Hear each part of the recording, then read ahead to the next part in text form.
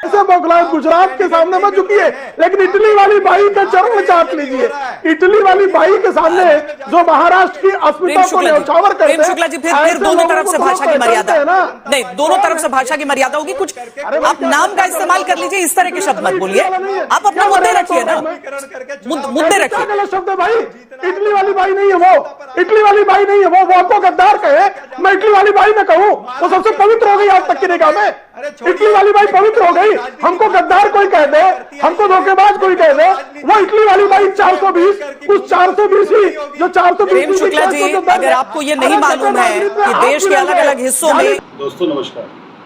दोस्तों आप ये देख लीजिए, जब भी कांग्रेस वाले आते हैं ये मोदी जी के बारे में ऐसी ऐसी बातें बोलते हैं, ऐसी ऐसी बातें बोलते हैं। आपको याद होगा चौकीदार चोर है, इन्होंने ना जाने कैसी कैसी बातें की है, डंडे मारेंगे, उनके माताजी उनके फादर के बारे में क्या क्या बोला है।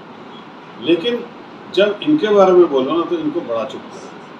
पप्पू के बारे में कुछ बोल दो तो इनको चुभता है, और जब राजमाता के बारे में बोल दो तो इनको बड़ा चुभता है। और जब शुक्ला जी ने बोला इटली वाली बाई, हाँ, डिबेट के अंदर सातवा का सपेरा बना दिया। दोस्तों अब वो श्वेता भी ये सोच रही थी कि वो कहती थी आप ऐसे मत बोलो, वो कहता ठीक है, मैं क्या गलत क्या बोला है, वो है तो इटली वाली ना, बात तो सही है। बातों बातों में शुक्ला जी वो चोट भी कर गए और वो कुछ कर भी नहीं सके, देखते रह गए दोनों। मज़ा आया दोस्तों, पूरी डिबेट देखिएगा, बहुत मज़ा आएगा। सापरा का तो हाल खराब कर दिया, श्वेता भी मुँह छुपाते फिर रही थी कि वो क्या बोले, क्योंकि कुछ कर तो सकते नहीं थे वो। शुक्ला जी बिल्कुल सही कह रहे थे। दोस्तों डिबेट पसंद आए तो वीडियो को लाइक कीजिएगा, चैनल को सब्सक्राइब कीजिएगा और कमेंट जरूर कीजिएगा। Thank you very much. Prem Shukla ji, इस बार भावनाएं माइनस हो पाएंगी कि नहीं हो पाएंगे चुनाव से? लग तो नहीं रहा है, क्योंकि भले अजीत पवार के बेटे ये कह रहे हैं कि पिछली बार भावनाओं में पढ़ के लोगों ने वोट दिया था, इस बार ऐसा नहीं होगा। लेकिन क्या आपको मुमकिन लग रहा है ये अभी तक आखिरी दम तक जो मुकाबला चल रहा है? देखिए, नहीं, भावनाएं बहुत जबरदस्त तीव्र चलेंगी। भावनाएं इसलिए चलेंगी कि किस तरह से आरक्षण का मामला जो है झूठ फैलाया गया था, और अब सिद्ध हो रहा है कि नेहरू जी से लेके श्रीमान राहुल गांधी तक आरक्षण विरोधी हैं। और आरक्षण के विरोध में जिस तरह से अमेरिका की धरती पर राहुल गांधी कहकर आए हैं, जिस तरह से नाना पटोले बात कर रहे हैं, संविधान पे किस तरह से इन्होंने भावनाएं भड़काई, ये पूरा देश भली भांति जान रहा है। किस तरह से बांग्लादेश में जो है हिंदुओं के नरसंहार पर किस तरह से जो है सुविधाजनक चुप्पी साधी गई, ये भावनाएं लोग भली भांति जान रहे हैं। लोग भली भांति जान रहे हैं कि किस तरह से जो है प्लेन में बम रखने वाले या अफवाहें फैलाने वाले, ट्रेनों के सामने जो है लगातार ऑब्स्टेकल्स खड़ा करने वाले, बाधाएं खड़ा करके दुर्घटना के लिए आगे बढ़ने वालों के साथ कौन लोग खड़े हैं, आतंकवादियों के हाथ किसके साथ हैं, ये लोग भली भांति जानते हैं। तो भावनाएं निश्चित तौर पर आतंकवादियों का साथ देने वालों के विरुद्ध साफ तौर पर हैं। याकूब मेमन की कब्र को कौन सजा रहे थे, ये भली भांति लोग जान रहे हैं। सबकी भावनाएं याकूब मेमन की कब्र सजाने वालों के विरोध में है। और जिन्होंने मुंबई में, महाराष्ट्र में विकास किया, जिन्होंने सामान्य महिलाओं का सशक्तिकरण करके लाडली बहना के माध्यम से उनके खातों में पैसा डाला, उनके समर्थन में भावनाएं हैं। जिन्होंने किसानों की बिजली के बिल को माफ कर दिया, उनके समर्थन में जो है भावनाएं हैं। उनके समर्थन में भावनाएं हैं जिन्होंने महाराष्ट्र में पूरे देश का 52% इन्वेस्टमेंट लाया। और इनके जमाने में क्या दुर्दशा थी हर कोई जान रहा है। कोरोना के काल में मुंबई में जिस तरह से उद्धव ठाकरे की सरकार ने उत्तर प्रदेश और बिहार के लोगों को भगाने का दुष्कर्म किया, उसकी भावनाएं भी साफ तौर पर लोगों के सामने है। ज्यादा गठबंधन है वो पिछड़ चुका है अपने उम्मीदवारों के चयन में, और आपके जो उम्मीदवार हैं चाहे किसी भी पार्टी के हो, वो अब छोड़ कर भाग रहे हैं दूसरी तरफ।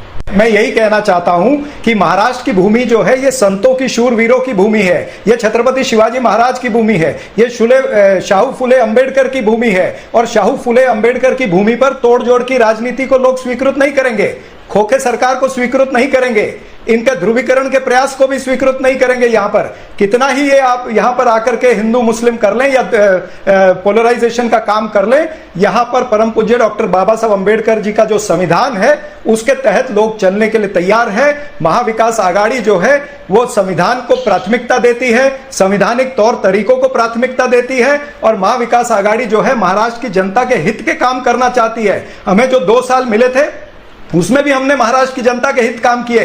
हालांकि उसमें से 24 महीनों में से 21 महीने या 22 महीने हमारे कोविड में चले गए, लेकिन जो भी समय हमारे पास था हमने ये देखा कि महाविकास आघाड़ी विकास का काम करे। हमने खोखे बांटने का काम नहीं किया, हमने 40% कमीशन का काम नहीं किया, हमने मंत्रालय को घोटालेबाजों का अड्डा नहीं बनाया, हमने कोई टेंडर के ऊपर 40% कमीशन खोरी का काम नहीं किया। ये सब धंधे इन्होंने किए हैं जो जनता जानती है। जनता के बीच में ये मुद्दे चल रहे हैं, जनता के बीच में ये मुद्दे चल रहे हैं, इसीलिए भारतीय जनता पार्टी परेशान है। इसलिए भारतीय जनता पार्टी अपने लोगों को दूसरी पार्टी में भी भेज रही है। उनको अजीत पवार गुट से लड़ाना चाहती है, उनको एकनाथ शिंदे की पार्टी से लड़ाना चाहती है। एकनाथ शिंदे और अजीत पवार की पार्टी जो है ये अब पार्टी नहीं रही है, ये पार्टी का समापन हो रहा है। भारतीय जनता पार्टी इनको ओवरटेक करना चाहती है। देखो किस तरह से बौखलाए हैं। अब इनकी सच्चाई सामने रखी है, ये महाराष्ट्र द्रोही है, महाराष्ट्र की अस्मिता को इन्होंने ठेस पहुंचाई है। ये मुद्दे हैं महाराष्ट्र के, महाराष्ट्र की अस्मिता के मुद्दे हैं। महाराष्ट्र द्रोही हैं आप। आपने यहां पर गद्दारों को पनपाया है, आपने गद्दारों को जन्म दिया है, आपने खोखे बांटे हैं। ये भारतीय जनता पार्टी का नंगा नाच जो राजनीति में वो देखा है, ये जनता ने नंगा नाच जो भारतीय जनता पार्टी ने तोड़ ठीक है साहब जी, अपने अपनी बात रखी जो पहले जी, आपने अपनी बात रखी, आपने सारे आरोप लगाए हैं। ये प्रेम शुक्ला जी ये भी बताइए, और वो सवाल जो मैंने दरअसल शिवसेना से जाना, मुझे आपसे भी समझना है इस बात को कि जिस पैमाने पर गुजरात बनाम महाराष्ट्र की बात होने लगी है, जिस तरीके से बयान अभी चरण सिंह सापरा जी ने भी ये बात कही है कि जो बिजनेस महाराष्ट्र को आना चाहिए वो चला जाता है गुजरात को, आपको लग रहा है कि क्या इसकी वजह से आपको परेशानी हो सकती है या महाराष्ट्र की जनता समझ रही है? देखिए आप महाराष्ट्र की अस्मिता की बात कौन कर रहा है? औरंगजेब की कब्र पर फातिया पढ़ने वाला छत्रपति शिवाजी का सबसे बड़ा शत्रु औरंगजेब, औरंगजेब की कब्र पर फातिया पढ़ने वाला इमरान प्रतापगढ़ी जो अतीक अहमद के शान में कविताएं लिखता था, उसको ये सांसद बना के भेजते हैं। क्या औरंगजेब की संतान कौन है ये साफ हो गया। औरंगजेब की कब्र पर फातिया पढ़ने वाले, दाऊद इब्राहिम पर कविता लिखने वाले ऐसे लोगों को देखिए चिचिया रहे हैं। चिचियाना बता रहा है ये कैसे बौखलाए हैं, कैसे बौखलाए। गुजरात के सामने मत झुकिए, लेकिन इटली वाली बाई के चरण चाट लीजिए। इटली वाली बाई के सामने जो महाराष्ट्र की अस्मिता को न्यौछावर करते हैं। शुक्ला जी फिर दोनों तरफ से भाषा की मर्यादा नहीं, दोनों तरफ से भाषा की मर्यादा होगी। कुछ आप नाम का इस्तेमाल कर लीजिए, इस तरह के शब्द मत बोलिए, आप अपने मुद्दे रखिए ना, मुद्दे रखिए। गलत शब्द है भाई, इटली वाली बाई नहीं है वो, इटली वाली बाई नहीं है वो आपको गद्दार कहे, मैं इटली वाली बाई में कहूं तो सबसे पवित्र हो गई आज तक की निगाह में। इटली वाली बाई पवित्र हो गई, हमको गद्दार कोई कह दे, हमको धोखेबाज कोई कह दे, वो इटली वाली बाई 420, उस 420 ही जो 420। प्रेम शुक्ला जी अगर आपको ये नहीं मालूम है कि देश के अलग अलग हिस्सों में इस शब्द का क्या अर्थ हो सकता है तो ये दुर्भाग्यपूर्ण है। आप अपनी बात रखिए, बात रखने पे नहीं, और ये आज तक को प्रिय या किसको प्रिय टाइप की बातों को आप नहीं करें तो बेहतर होगा। आप अपनी बात रखें, उस पर किसी को एतराज नहीं है, लेकिन आप इस तरह के शब्दों का नहीं, क्योंकि दूसरी तरफ से भी होता है, उस पर भी हम बोलते हैं। ये इस चीज के बारे में नहीं। प्रेम शुक्ला जी आप अपनी बात जरूर रखिए। गलत शब्द कैसे है? मैं गलत शब्द नहीं बोल रहा हूं, आज तक गलती कर रहा है। जीजाबाई हमारे आदरणीय शब्द है, तो इटली वाली बाई कैसे जो अपमान हो गया?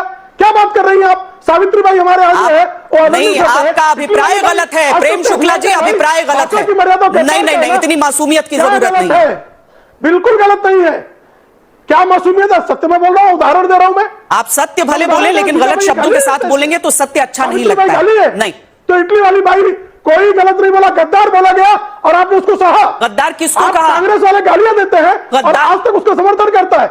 हमको कहा?